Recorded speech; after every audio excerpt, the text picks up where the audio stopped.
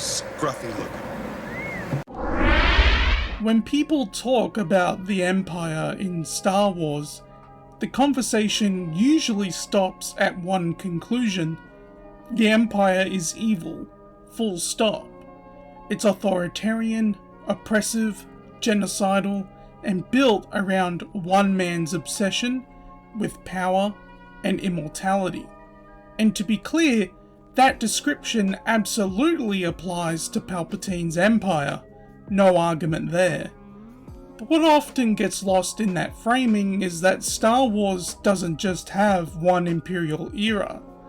Across the expanded universe, the Empire evolves, it fractures, it reforms, it collapses, and occasionally reinvents itself. And in that long arc, there's one version of the Empire that stands apart as genuinely different. The Fel Empire from Star Wars Legacy. The reason I say this is not because it was just more powerful or intimidating, it's because it felt thoughtful. It felt like an empire that existed in a galaxy with memory, a galaxy that remembered what endless war actually costs. By the time Legacy begins, the Star Wars galaxy is tired. Not metaphorically tired, historically exhausted. The Clone Wars shattered trust in democracy. The Galactic Civil War destroyed entire systems. The New Republic collapsed under its own idealism. The Galactic Alliance barely survived the Yuzong Vong War, a conflict so devastating that it fundamentally changed how people viewed security, borders, and survival. That war is key to understanding why the Fel Empire even works as a concept. The Yuzong Vong didn't just invade, they broke the illusion that the galaxy could afford endless ideological purity. Planets died, civilizations were erased, and suddenly the idea that freedom will sort itself out didn't sound comforting anymore. So when the Fel Empire rises, it isn't presented as a sudden coup or a Sith conspiracy. It emerges as a response to failure, a response to chaos, and that alone separates it from Palpatine's Galactic Empire, which was built on deception and manipulation from day one. The Fel Empire doesn't pretend to be democratic, it doesn't pretend to be benevolent, but it does pretend to be necessary. At the center of this era is Emperor Roan Fel, and he's arguably one of the most grounded rulers Star Wars ever gave us. Roan Fel isn't a conqueror, he's not a prophet, he's not trying to reshape the Force or rewrite history. He's a man carrying the weight of a broken galaxy and trying to prevent it from tearing itself apart again. What makes Roan Fel compelling is that he doesn't rule through spectacle. There's no throne room theatrics, no lightning, no obsession with domination. He governs through legitimacy. He does this through treaties, institutions, and inherited responsibility. He believes the Empire can exist as a stabilizing framework, rather than a weapon of terror.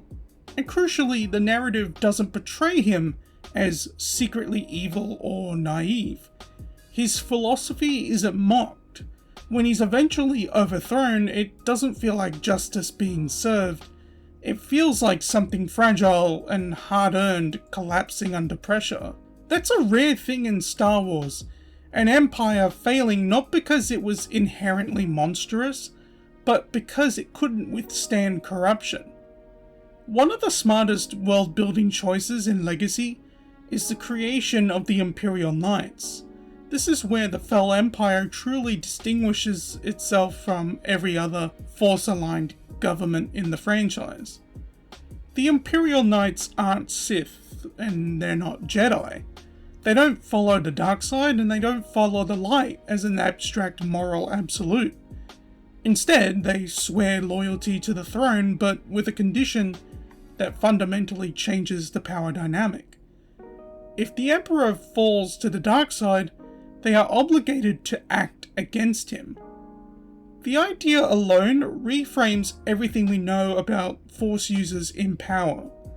The Jedi served a republic that didn't fully understand them. The Sith served themselves. The Imperial Knights serve an institution, but they are empowered to protect it from itself. It's not a perfect system. It fails when Darth Krayt rises, but the intent matters. The Fel Empire acknowledges that corruption is inevitable, and tries to plan for it instead of pretending it won't happen. And that's the kind of recurring theme of this era. The Fel Empire doesn't believe in perfection, it believes in containment. It believes in minimizing damage. It believes in preventing galaxy-ending collapses, even if it means sacrificing idealism. This mindset extends to how the Fel Empire interacts with the rest of the galaxy. Unlike Palpatine's empire, it doesn't exist in a constant state of expansion. It negotiates, it signs treaties, it recognizes borders, it coexists, sometimes tensely, with the Galactic Alliance rather than immediately trying to annihilate it. That makes the Empire feel political in a way Star Wars often avoids. There are compromises, there are power balances. There are moments where restraint is chosen over domination, and for a setting built on endless escalation, that restraint feels almost radical. This is also why the fall of the Fel Empire into Darth Krayt's Sith Empire hits as hard as it does. Darth Krayt doesn't just overthrow a ruler, he corrupts a system that was designed to prevent him. His reign is framed as a distortion, not a continuation. The message is clear. The Fel Empire itself wasn't the problem. Absolute fear-based rule was the problem. Krayt represents the old Star Wars cycle reasserting itself.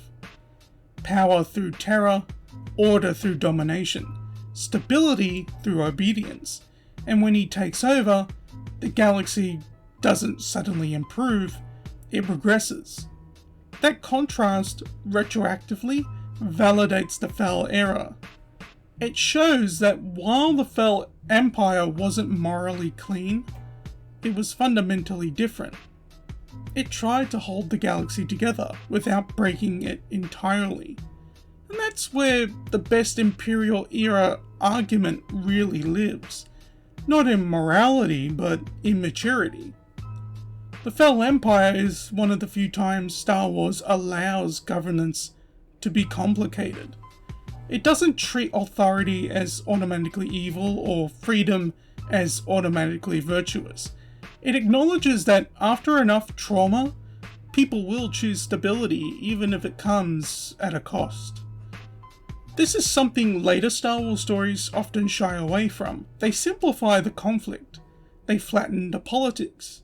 They turn the Empire into a symbol rather than a functioning system. The Fel Empire, by contrast, feels like it actually exists. It has internal debates. It has ideological fractures. It has people who believe in it for understandable reasons. And maybe that's why it resonates with me so strongly. It trusts the audience to engage with uncomfortable ideas, and it doesn't tell you what to think. It lets you sit with the tension between order and freedom and decide where you land. So was the Fel Empire perfect? Absolutely not. It was authoritarian, it centralized power and limited autonomy. Those things matter, and the story never pretends they don't. But was it the most thoughtful Imperial era? The most self-aware? The most grounded in historical consequence? Honestly, yes. The Fel Empire feels like the galaxy growing up. Like Star Wars asking what happens after the mythic cycles burn themselves out. What happens when people stop believing that tearing everything down will automatically make things better? In a franchise built on legends and archetypes, the Fel Empire stands out because it feels almost real. And that's why, even years later, it's still worth talking about. Not because it redeems the Empire, but because it proves the idea of the Empire wasn't doomed from the start. The tragedy wasn't the system, it was how often the galaxy let the worst people take control of it.